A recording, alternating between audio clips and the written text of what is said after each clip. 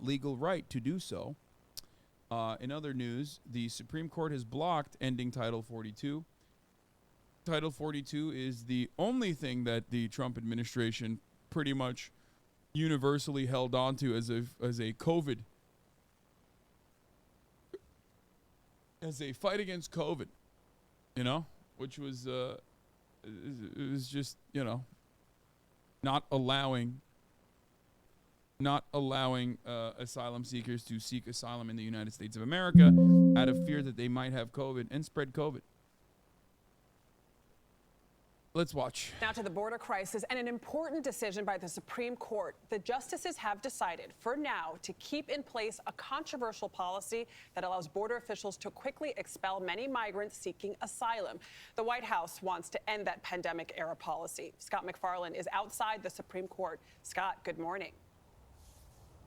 Adriana, good morning to you. The High Court says this Title 42 program implemented by former President Trump must stay in place for at least a few more weeks because they say they'll hear formal arguments on it in February.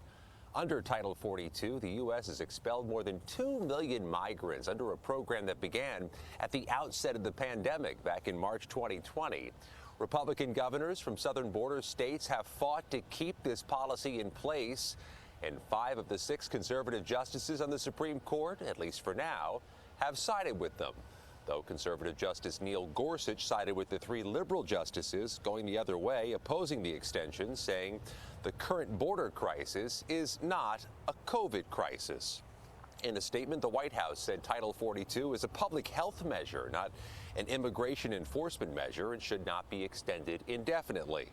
The court's decision comes during a state of emergency in El Paso, Texas, where the number of migrants has dramatically increased as the temperatures have dramatically decreased.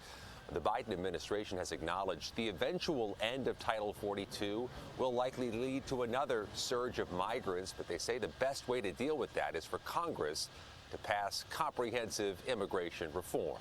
Like, it's wild to see all the COVID denying motherfuckers in red states just hold on to this measure as though this is an adequate way to stop the spread of COVID, or there's nothing else you can do.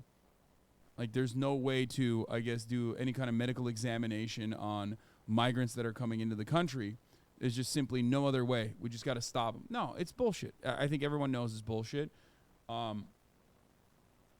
And I don't know what else to say about it other than just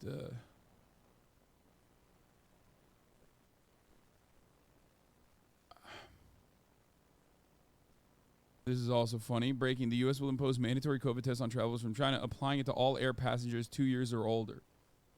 COVID is fake, by the way. It's fake. Unless it's a Chinese person coming into the United States of America. Then it's very real. COVID is fake unless it's an asylum seeker. COVID is fake. Unless, those are the situations. Then it's very real, Additionally, ironic considering that, like, China was doing COVID zero and the American government was, like, constantly fucking criticizing it. The American media was constantly fucking criticizing it. So now that China does have COVID, they're like, oh, fuck.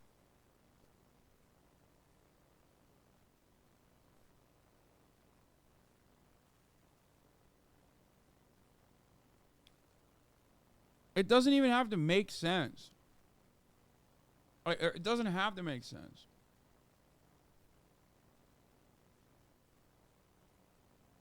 It doesn't make sense, but it doesn't have to.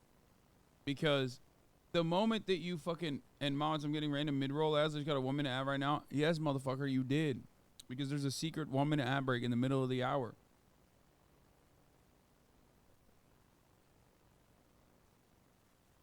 You know this already. 3 minutes at the top, 1 minute in the middle. They can't even hear me, so it makes it even funnier.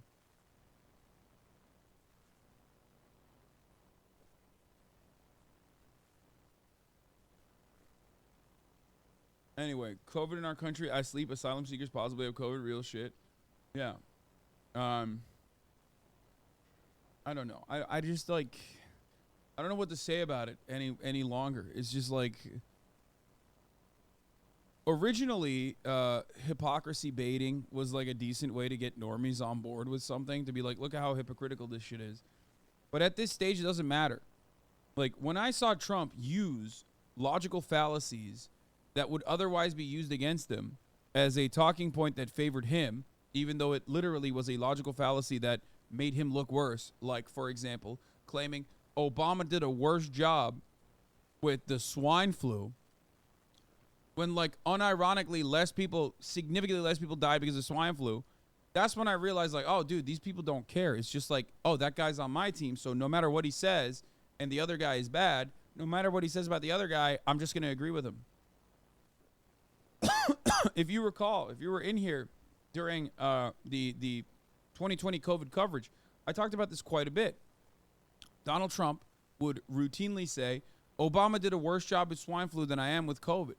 And it was such a weird thing to state because it was a logical fallacy that did not favor Donald Trump.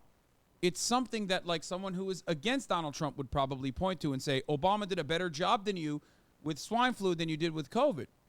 And normally, in a normal debate, in a bad debate, but a normal debate, the liberal would say that, and then the Republican would point out that, well, actually, that's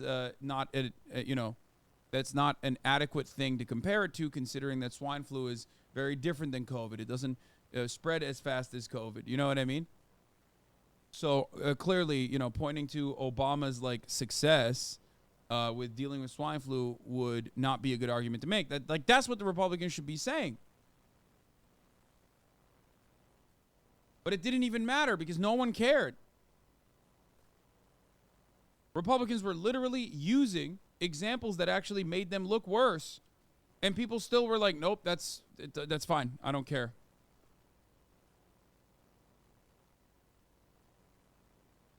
At this point, like, it doesn't matter. You're on a side, and your side you're going to defend, no matter what happens. Yes, we're going to watch the feminist debate, okay? We're going to watch the Vice feminism debate. Walker Harris, you fucking weirdo. Calm down. Anyway.